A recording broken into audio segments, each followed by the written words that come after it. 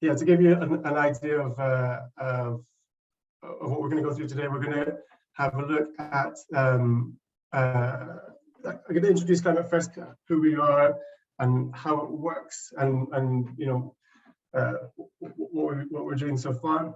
And then I'm going to talk to you a little bit about how it can be applied. The kind of beauty of it, as we'll see, is it can be applied in kind of any sector, in any situation. We work with big business, you know, academics, with community groups. So really anyone can take it into their own environment and kind of take ownership of it. And then I'll open it up to kind of questions, because people may have plenty of questions about the kind of system and how it operates. And then, you know, if there's time, I can give you a kind of brief preview of what the workshop looks like. You know, the workshop itself is a kind of 3-hour workshops, but I can give you, after kind of explaining how it all works, I can give you a preview of what it looks like to help you understand it a little bit better. And yeah, and, you know, there'll be time. Let me just run through the presentation part, and then I'll give time for questions, because I imagine lots of questions that might come up as I'm going through the slides. You know, hopefully I'll address them throughout the presentation, but then I'll give a space to kind of open up to the discussion. So what is Climate Fresk? It is, you know, quite an unusual word, quite Climate Fresk, and you know, it means a few different things. But at the core, Climate Fresk is a workshop. It was developed by a French lecturer and engineer called Cédric Ringenbach in 2015. So he developed it as a way, when he was teaching students about climate change, as a way to sort of make, you know, climate education more engaging. And he found it incredibly effective. And yeah, it was a very powerful and much more powerful way of teaching than his kind of traditional lectures, where he was kind of talking to the students. So as a result of, you know, how powerful he found the workshop, he set up the NGO in 2018, just at the back end of in December 2018. And the idea with the NGO, Climate Fresk, the NGO, is to help propagate the use of the workshop around the world. The NGO really is set up to help the workshop spread kind of globally and reach as many people as possible, because, you know, he felt this responsibility of having kind of struck upon this great way of teaching people about climate change, and specifically about climate science. He felt it was his responsibility to kind of spread it as far and wide as possible. Now, what the NGO doesn't do is, we don't run workshops ourselves. We don't go out and prospect businesses to try and sell the workshop or anything like that. And that's what this kind of last segment is about, which is about the community. So there's a massive community of volunteers around the world, which are called Freskers. I think when I met Gwyn at the event, I was speaking to a Fresker, and Gwyn came up, and she immediately asked him whether he was a Fresker, and he was like, a Frisker? So, you know, sometimes if you don't know what it is, it's kind of an unusual word. But so there's this community of volunteers around the world, and these are the people who facilitate the workshops and you know, train others to facilitate them. I'll explain a bit more about that in a second. But, you know, the NGO is really set up to support support the community. So Climate Fresk is a three. So like to kind of dig into the core of what the workshop is. Climate Fresk is a 3-hour workshop about climate change, based entirely on the IPCC reports. It can teach anybody the fundamental science behind climate change in just 3 hours. The way it's all built around a set of 42 cards. Each of these cards represents a component of climate change. So they can be, one card could say something like additional greenhouse gases, you know, quite a familiar term. And another card would be, you know, might be something like radiative forcing, so something a little bit less familiar, but they're all kind of concepts which are kind of help describe they're kind of part of the climate change atmosphere.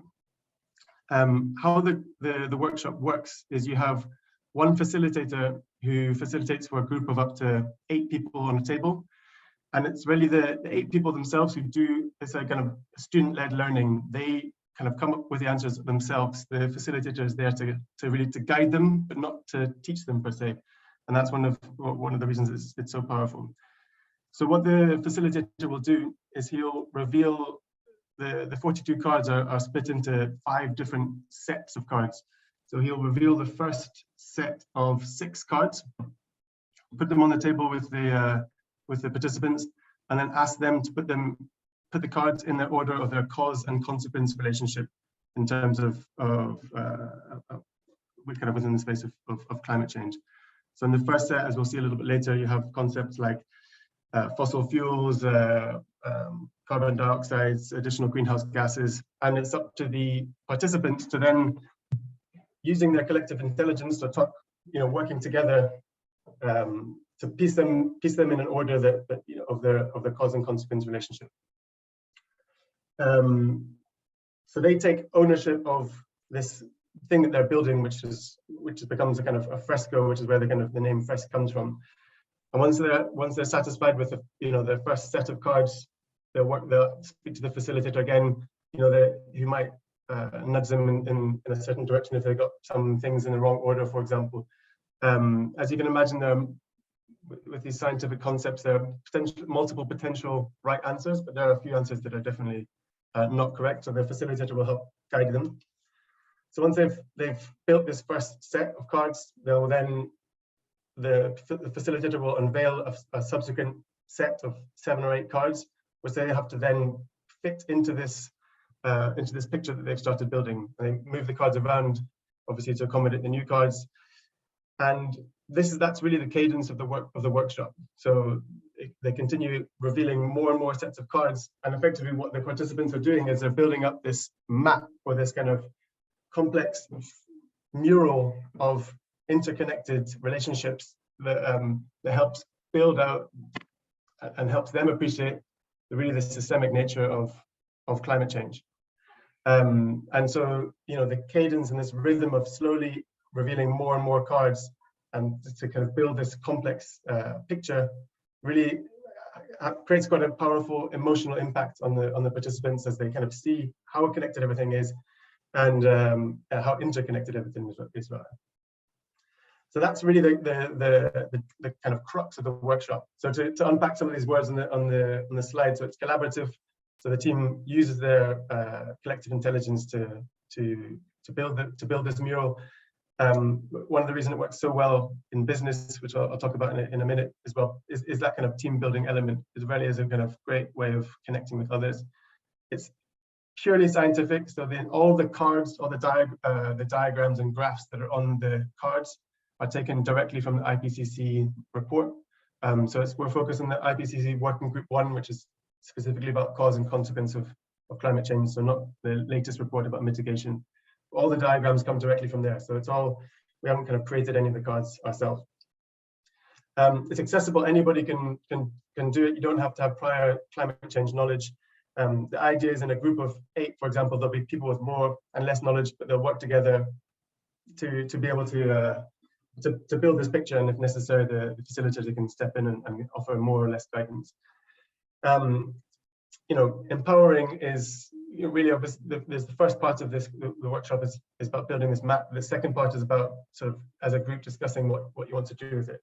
I'll explore that in a little bit more detail on the next slide. Likewise with scalable, because that's really the beauty of the workshop.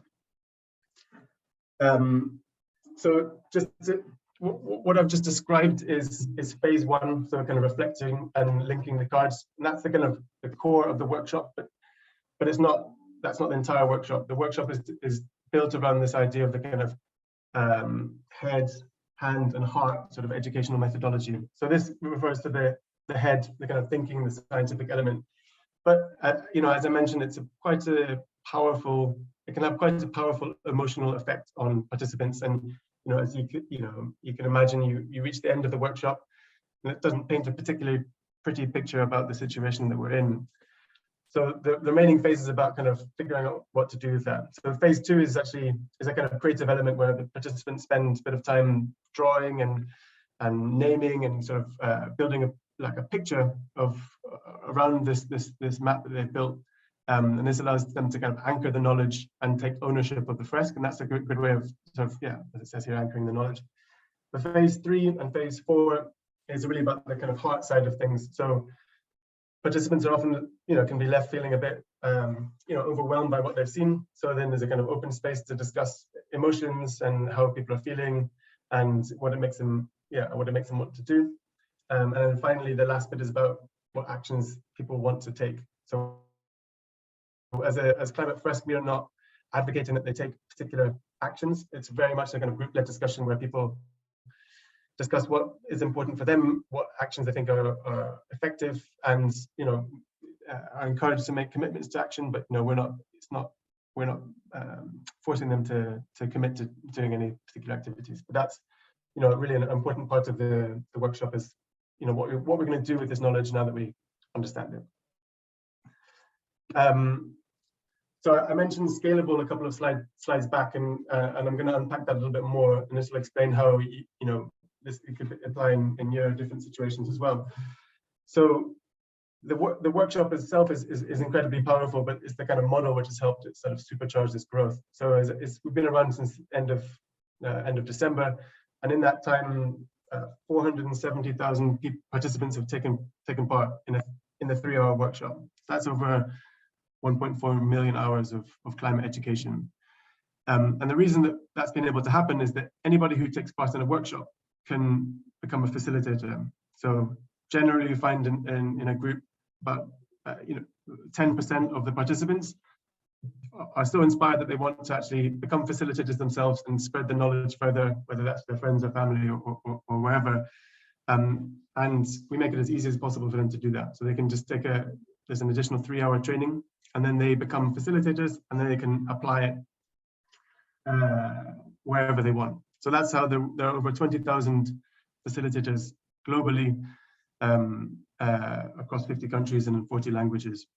It's worth noting, I haven't spelled it out, but Climate Fresk is a French NGO, and it really is very, very established in France. About 90% of those participants are in France, 10% internationally.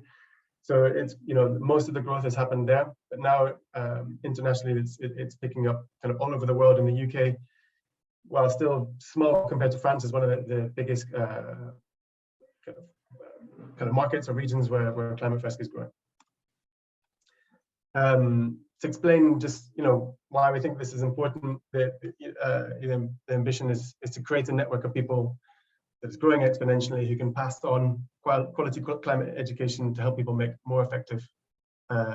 take more effective action and reach a social tipping point that will help guide us to a low carbon world. I can imagine you could all have guessed that. So we've got this workshop and this model, and I wanted to explain a little bit more about how it could be applied and why it may or may not be relevant for you on the call. So the workshop is covered by a Creative Commons license. So anybody who becomes a facilitator can download the cards, print them off, and run workshops completely free of charge to their friends, families, community groups. In fact, everyone's encouraged to run the workshop as often as possible and to whoever they think could be interested. So that's the kind of first application. Secondly, what a lot of people do is that they take it and they run these Climate Fresk workshops in their workplace. And so when the Climate Fresk is used in a commercial context, there's a kind of license fee or royalties that people pay back to the NGO, and that is £3 or €3 per participant.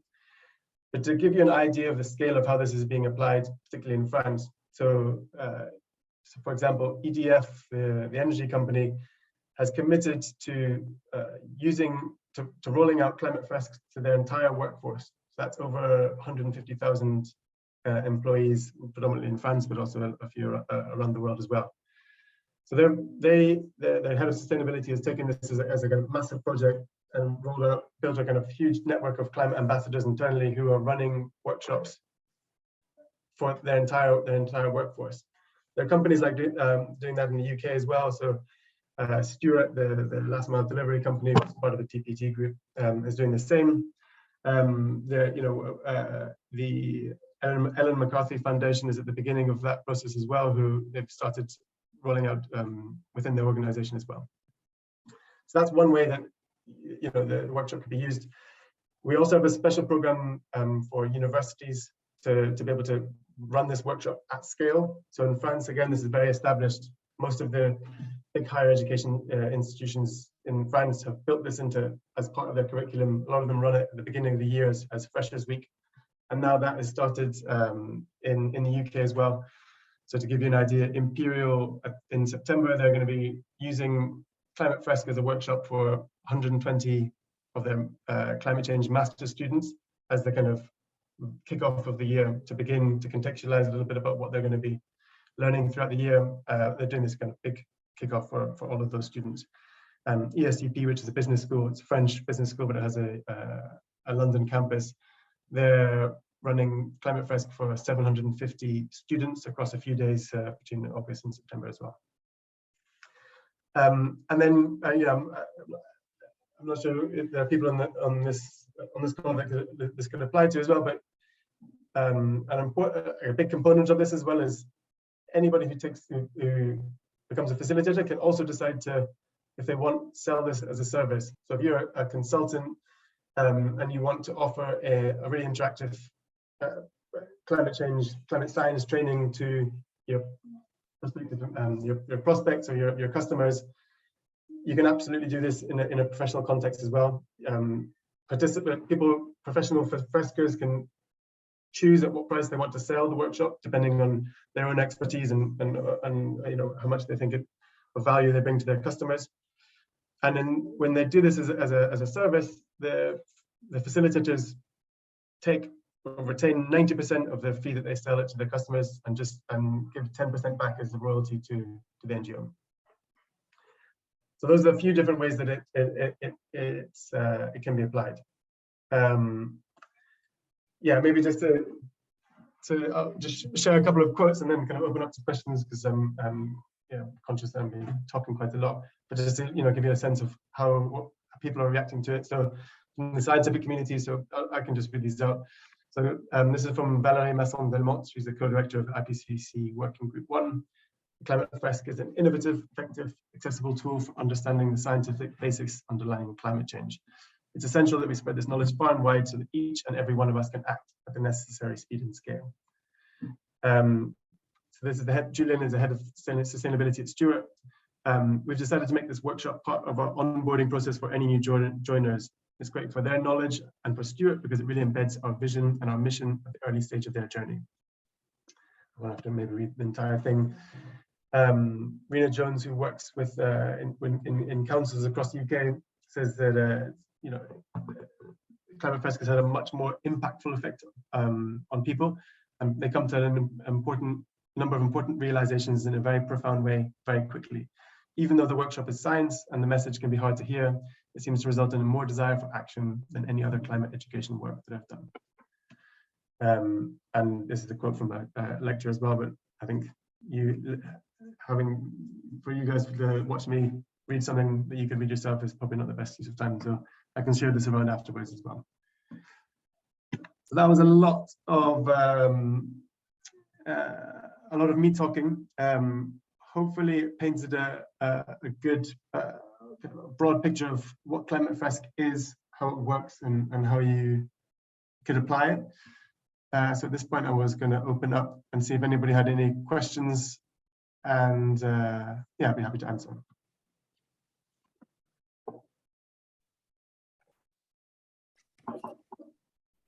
Thank you, Robin. That was very, very interesting.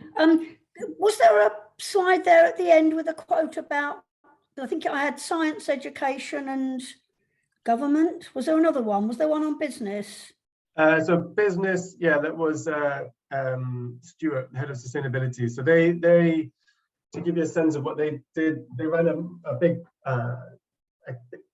kind of education day where they ran workshops for about 400 of their employees. That was across the UK, Spain, and France, and they did a big event where they ran workshops simultaneously in those three offices for a large amount of people. and they have also now sort of embedded it as part of the onboarding process for any new joiners in their team. So everybody who joins Stuart within the first month of joining will do a climate fresk, just to help give them a solid basis of understanding of climate science as their kind of quite sustainability focused business.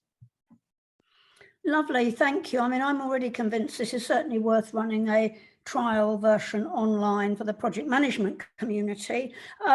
Is it possible to have a look at any of those cards? Just, can you give us some examples of the cards? I'm still trying to get my head around the actual challenge when it comes to the practicalities. Totally, yeah. In a second, I can share my screen and I can show you what the first set is. Maybe before we do that, I was going to see if there are more questions that I can address on the kind of what is, or how does it work, or how could this apply for me? So I mean, I'll take any more questions if there are some now. Otherwise, I can share my screen and I can show you that. Just go ahead. Sorry. Sorry, Nick. Shall I go, or do you want to go? No, carry on. Carry on. I was just going to ask: is it something that has been run virtually, or can it be run virtually? Yeah, it's a really good point, and I didn't address it. Yeah, there is a completely online version of it, done using a tool called Mural, which is what I'm going to use to kind of show you the cards in a second. So yeah, throughout COVID, loads of people ran workshops online. We still have regular kind of listings for online events that you can do as well. I would say the workshop is more powerful in person, as I imagine you can imagine, but it still works very well as an online exercise. Thank you. Just a question around, I guess, sort of audience. I'm involved with a charity that does quite a lot of work with young people, so in school setting, and I'm assuming this is not. It's kind of aimed at an adult kind of audience, or would you say it's applicable to school kids, or is there anyone you know who's working on a sort of variant of it that would be work well with younger people? So yeah, it's a really good question. So there is a variant called Junior Fresk, which is a slightly simplified version. I mean, it's not dumbed down too much, but that's intended for children from the age of kind of 11 to 15. And I think the idea is, the adult version can work from sort of late secondary school, so from kind of 16 onwards. But there is a simplified version, still intended for secondary school, but from that kind of range, 11 to 16-year-olds. So that there is a version that exists, and yeah, that has been used quite widely in schools in France. I know the lycée, and there's a lot of the lycée in London has used it here as well. But yeah, that's absolutely not an option as well. Okay, thanks. Robin, quick question. I can see the power of doing this as an exercise as a group. Is there precedent for doing it as an individual as well? So the workshop is designed. Is really designed to do as a group. The idea is, one of the kind of core ideas is that of collective intelligence. I think if you did it on your own and you didn't know the answers, it's not so much fun just to kind of maybe try and figure them out on your own. I think part of the process is sort of discussing it, questioning each other, and there being this space for debate, and also it becomes a kind of shared experience. So we don't like the workshop doesn't exist just for individuals. Obviously, if somebody wanted to download the cards and just learn them themselves, that's totally fine, but that we wouldn't kind of consider that a workshop. Mm-hmm. Wait, is there a particular reason you're thinking? Well, yeah, I work in a healthcare environment, and with the audience, it's actually quite difficult to organize a time where you can get a lot of people together, and you can organize a time, but things change it's quite dynamic. So there is real value in having exercises that people can grab time as and when it suits them, and don't need to necessarily plan much in advance. and I've already got training which is sort of self-learning, and even in that context with something that could take 3 or 4 hours, well, let's say 2 or 3 hours, there's already a challenge within the organization that is that the best use of time, considering all the other pressures on people at the moment. So there's a couple of, it's a challenging environment to bring this type of training into within the hospital. No, totally. I can definitely appreciate that. You know, I would say that, I suppose for Climate Fresk, you do need. I mean, there are better resources out for learning, for self-learning, than kind of using Climate Fresk. For Climate Fresk, you do need the time. So it does take 3 hours for this workshop as well, and people. So the minimum. I mean, you can do it. 3 is really the very minimum. Before kind of 4 to 7, 4 to 8 is recommended. But yeah, I appreciate when in very time-sensitive places where people are going to run lots of different schedules, it can be complex to find a time that suits everybody, and to make the case that it's valuable for a valuable use of time for a group of people within a professional context. Well, I just wanted to come in on the question of doing it by yourself, but also I wonder if I can help at all, Stuart. Not just because I'm physically in close proximity to you, but I mean, we're also very experienced at running things online. But sorry, my general point about running it by yourself, I think that might be quite scary. I mean, for me, I totally get the idea of collaborative group thinking. That's far more powerful. But also in terms of actually moving forward, I think you might push people into a place of great fear, unless you've got that sense of other people, we're all on this as a journey together. So I would have thought, and maybe I'm happy to be corrected, Robin, but I would have thought organisations getting behind this, it's much more about, or it's as much about the organisational signal that is sending, and that sense of empowerment within the organisation that's going to be important. Because many people, we can all do our own bit, if you like, but we've got to start bringing groups together, and especially businesses and big organisations, to really make the difference that's needed.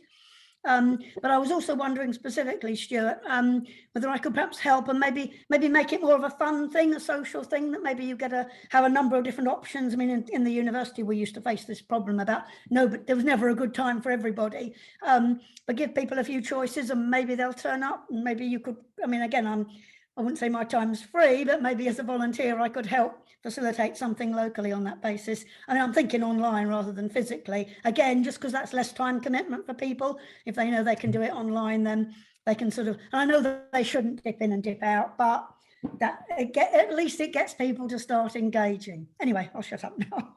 Yeah, but I want to kind of add to your point here. I think from doing within an organization setting, there's the obvious benefit that people get from learning about the climate science, which is, really the core reason that people do it.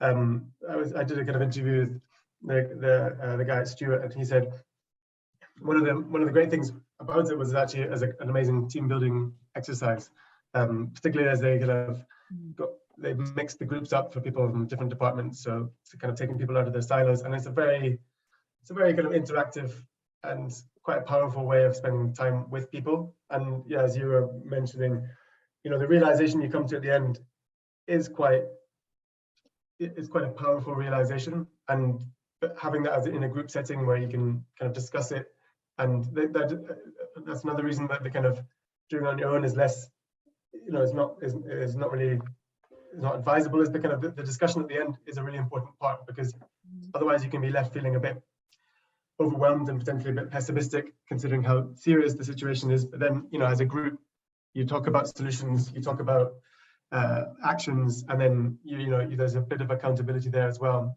because you've verbalized it and you've discussed it. So that is while it's not the core of the workshop, it's a really it's a fundamental part of it as well, and to be able to bring people up from the feeling kind of overwhelmed to, right, let's do something about it. Yeah. Robin, we've got 2 more questions, I think, from Laura and Alan in that order. And then I think it'd be nice to give you an opportunity to show the cards for a while and maybe come back with any further questions towards the end when we were talking about really how do people see to take it forward. So Laura first and then Alan, questions, please. Thank you. Thank you, Robin. That was fantastic. I mean, I think it's a great idea. It's so important just to divulge the information to everyone.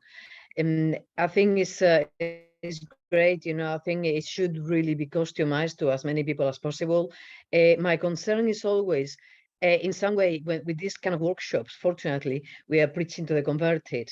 And I always wonder whether there's any training like yours, you know, which is obviously very well thought through, for people who, what I call the plastic people, you know, people who don't have who have a low level of education, who don't care, who live on consumerism, who really, you know, they only want to buy clothes and, you know, and have plastic everything. Don't you think that those people are quite difficult to approach? And do you know whether there's any kind of training for these kind of people? Sorry, it's a bit vague, but I'm always interested in how to convince the other part of the population. Yeah, no, I think it's a really good, it's a fair point, and as you can imagine, whenever we do run public workshops which are available for anybody to attend, you know, the sort of people who attend are the people you might expect who, you know, are willing and interested enough to give 3 hours of their time to discuss climate science. So, you know, even though although it is powerful for them, and it does make them want to act more, you know, it's not we're not capturing. Maybe not even deniers, but just people who are less interested in the topic.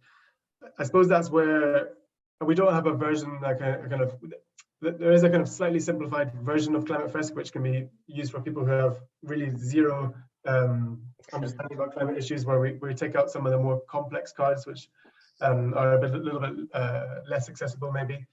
But to your point about, you know, reaching beyond the already converted, I think that's where the role of kind of businesses and organizations are so powerful, where it's rolled out as a kind of mandatory exercise, because you are able to cut through to people who wouldn't voluntarily sign up for something like this. To give you an idea, about 30 to 40% of the participants who've done Climate Fresk have done it within an environment, within a work environment, in an organization or business. A huge chunk is with universities as well, where not all universities have this option, but where they're able to make it mandatory, that, you know, makes it reach kind of people who wouldn't otherwise get there. But yeah, but it is a challenge. One of the, you know, important point about Climate Fresk is we're very conscious about being sort of non-political, non-judgmental. The workshop very much is focused on this is the science as defined by the IPCC, and it's also why we kind of steer away from advocating for particular solutions or encourage, you know, telling participants what they should do, to make the workshop itself as kind of neutral, let's say, as possible, so it can be applied in as many situations as possible. And that's why, you know, potentially one of the reasons we are able to get more traction in business and you know, in professional context than something that might come across as a bit more radical or a bit more yeah, well, let's just leave it at that. Yeah, there's no perfect answer for, you know, how can we get efficient. No, it's great. That's great. I think it's fantastic. No, and as I can see as well, you know, it is quite customizable anyway. Yeah. And even, you know, if you have to make it a bit of an introduction to explain some of the terms that many people wouldn't understand. And that's the problem as well. When you have a lot of people that do not understand questions, instead of asking, they just get bored and they don't say anything.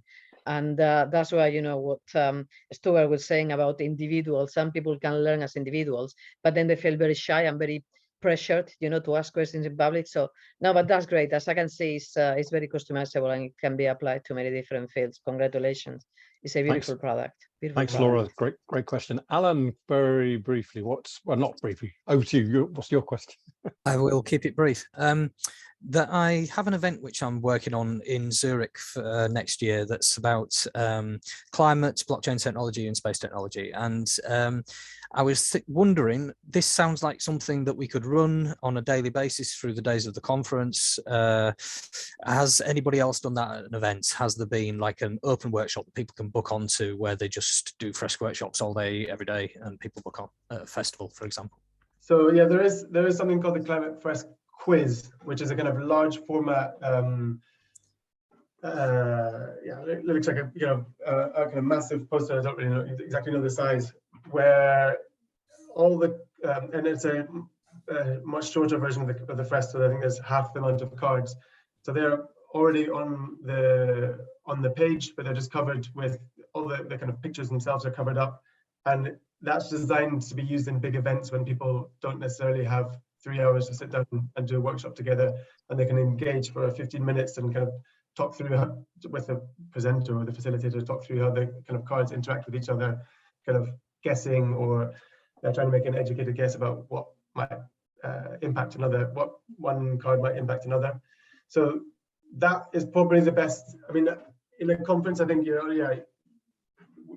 we're unlikely to be able to get people to sign up for 3 hours. So that's probably the best best option for that, because there's not really anything there's not really anything in between, like a kind of 1 hour version of Climate Fresk. We really kind of try and be kind of loyal to the original length, where you can get the most learning, or the best learning rather. So yeah, there is a quiz, and it is quite established in Switzerland as well. The Climate Fresk is, in addition to the UK and Spain and Belgium, Switzerland is the kind of one of the other bigger markets outside of France.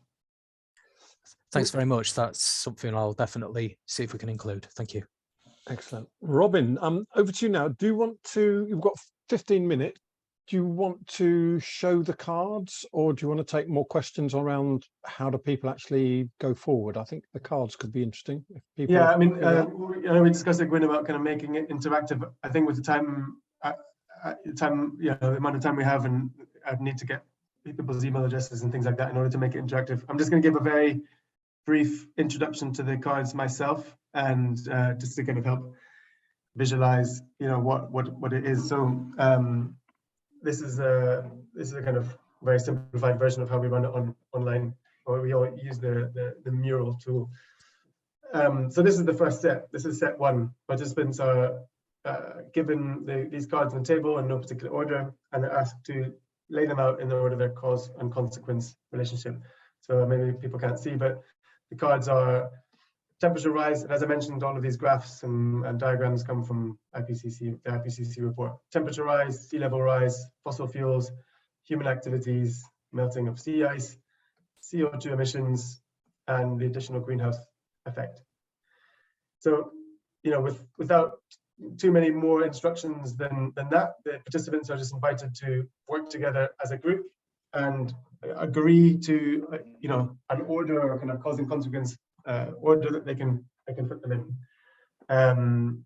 So people will have discussions. I think maybe it might start with human activities, or people think, oh, maybe fossil fuels are first, and then human activities are what burn them. And so there's, as I said, there's multiple correct answers. I mean, there are wrong answers, but there are there's not one set way that everyone has to do it. But they start laying it out like this, and I mean, I'm not going to put them in order, but to leave you to think about it a little bit, and not to give too much away from when you do the workshop. You lay it out in the order that you want. People agree. They think, okay, I think we're happy with this.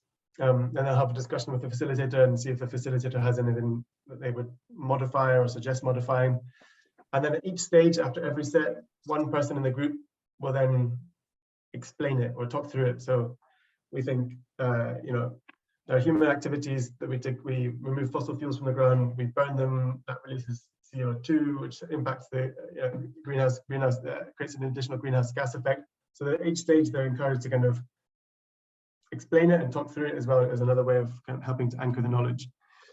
And then once this first set is done and they're happy, then set two would be revealed with a whole host of other cards, including industry, building usage, transportation, deforestation, agriculture, other greenhouse gases, carbon sinks, ocean acidification. And then they're told to shuffle, they have to shuffle around set one to incorporate some of these. And that is really the flow. And they, sets 3 and 4 are potentially a bit more complex in terms of some ideas and terms people might not be familiar with, but the facilitators there and can help kind of explain what they are. But that really is in a kind of two-minute introduction. That's how it works. Does that help visualize it for people? Does that kind of help bring it to life a little bit? Yeah, it certainly helps for me. Would you be able to show an example at the other end when it's where they get to? So in terms of, yeah, like let me show like what a finished Fresk looks like. Yeah. So I think there was a pretty small version. You can kind of see a small version of it here. I can maybe expand it. That's probably not the best way of seeing it. But you can kind of maybe see a little bit here. That's what the kind of cards will end up looking like at the end. All interconnected, not in a linear. Yeah, I didn't explain. It's not in a linear way. It's not kind of one directly into another. They, comes up and out and in different directions. But that is an example of how the finished Fresk would look once people have completed it. That's coming out of phase 1, though. What's phase 4 then? No, this is after phase 5. This is after the entire. That's what. Oh, right. Okay, lovely. Thank you very much. So these are all the different pieces once they've been put together. Lovely. Thank you. Thank you very much indeed, Robin. So does anyone else have any other questions about Climate Fresk and how it works and how you could use it? No, I just want to say, that I think it's very well thought of, because it very much uses the visuals of the social media. You put a lot of information, with all the, it's very visual, it's very engaging, and I think it's very applicable for people who have, who are fed up of screens. And I think it's very good that people have something in there and they're going to be looking at pictures and having all the data there. I think it works very well with the way people's brains work these days. I think it's very well done. I mean, I haven't read the cards, but I'm sure they're very good as well. Robin, we've got about 6 minutes left, because we don't want to mess up people's afternoons. That's been, I was excellent. I loved it, Robin. The more I hear, the more I like it, for many different reasons. I think the general response here is very positive.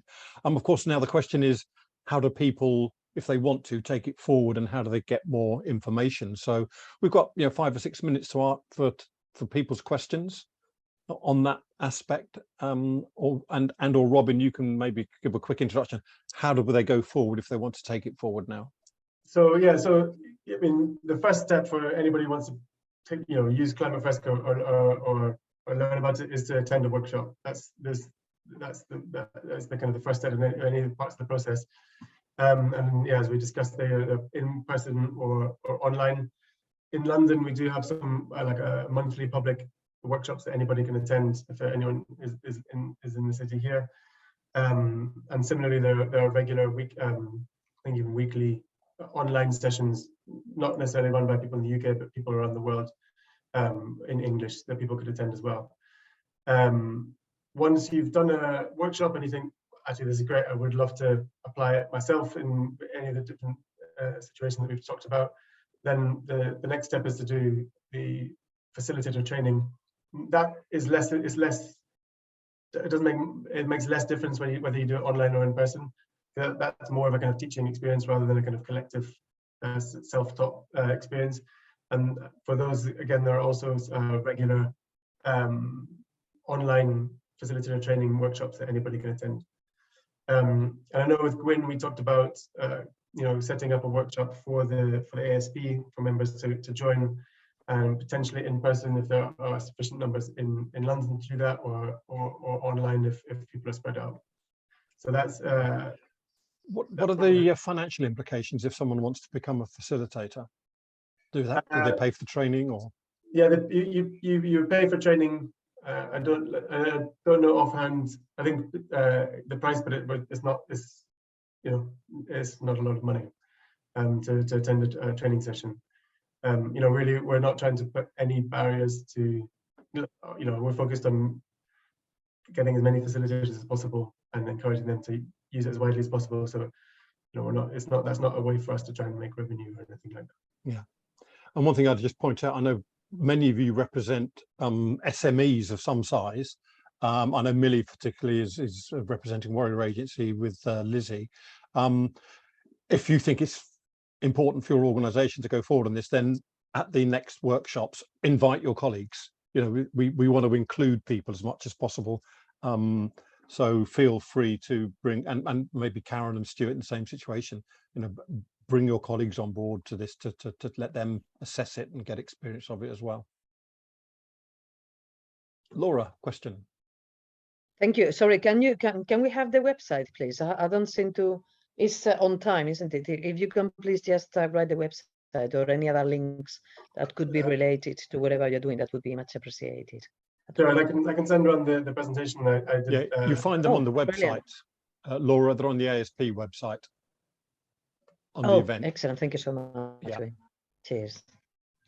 I'll get it in the, while we're talking, I'll get it and put it in the chat for everybody. So over to any other questions. I'm just sorry, which was the other one? On time? Is it the sorry? Go ahead, Laura. Sorry. On time. Was that you were talking about on time, Robin? Is that a different company or is that part of Climate Fresk? On or purpose. have I just on purpose? Yeah. So that's purpose related. So on purpose is a program that I'm on. It's completely unrelated to Climate Fresk, but I'm working at Climate Fresk through On Purpose. Right. So On Purpose is a training program to help people transition from various different sectors into the impact space. Yeah, thank you. Sorry. Cheers. I was just wondering if we had a sense of scale within ASP of how many people the ASP network would reach with something like this if we made a concerted effort to do so. Like, are we talking about our networks reaching of people we employ, let's say, or the organizations we work with? Are we talking 100, 1,000, like 5,000, like roughly? It's an interesting question, Camilla, because our membership network, the people who pay for membership, is about 120 at the moment. We have what we call an associate network, which is anyone we've got an email for that we communicate with. That's about 2,000 people. We've got another 2,000 people we can reach through directly our LinkedIn site, but through the LinkedIn sites, we get to 500,000 if we want to send something out. So I'm not sure that's actually what you're asking, because I think what you're saying is within each of our members' companies or organizations, how many people are there? Who knows? Certainly thousands. Yeah, but it's network of networks. I think we work on that basis. Yeah, of course. I get the sense that the ASP network could be quite significant, and it feels like, there's Climate Fresk has started in the UK, but there's loads of growing room, and it's a nice challenge to take on. So let's see what's possible. I'm looking forward to doing Climate Fresk myself, and thank you, Robin. It was a very good presentation. And that's an international network, Camilla. It's not just it's predominantly UK, but it's international as well. Yeah. Thanks for the question, Camilla. Anybody else? Someone's asked if there's a type of leaflet we could post on social media. Yeah, let me share around a couple of. I'll do a kind of summary email to Gwyn, or potentially if he passes the email addresses, I can send it on to everybody with some resources that people could share and a bit more background about what people can do from here. Super. If that's all you want to talk about for the moment, Robin, bear in mind of the time, could you just have a show of hands from people? How many people want to take this further? That's pretty good, isn't it? Robin, do you have something like a pool of substitute trainers if suddenly you run out of trainers? Because I would be happy to train and train people pro bono, really. So yeah, so in order to train people to become facilitators, so when you become a facilitator in Climate Fresk, there's a kind of belt system where, depending on the amount of experience you have, so that it starts at white and ends up all the way at blue. In order to be able to train people to become facilitators, you have to be quite experienced in Climate Fresk. You have to have done quite a number of facilitators. But yeah, I mean that's not a no. We'd love you to become a trainer, but you'd have to put in a bit of facilitation time in between. Thank you. I'll have a look at the different steps. Many thanks. Cheers. You're welcome. Super. Well, if you missed anything, we've got a repeat of this on August the 18th. So particularly people like Millie, if you want to get other people from your organisation, come along and witness it firsthand. I want to thank Robin for the presentation today. I found it really interesting, and I'm very excited by it. I want to thank you all for turning up and asking great questions and showing such interest. So on behalf of ASP, Robin, thank you very much. We look forward to the next one, and see everybody in future meetings. Thanks, everybody. Thank you Thanks, so much, everyone. Robin. Thank you, everyone. Nice to see Bye. you all again. Have a good day. Thank you. Bye-bye. Bye.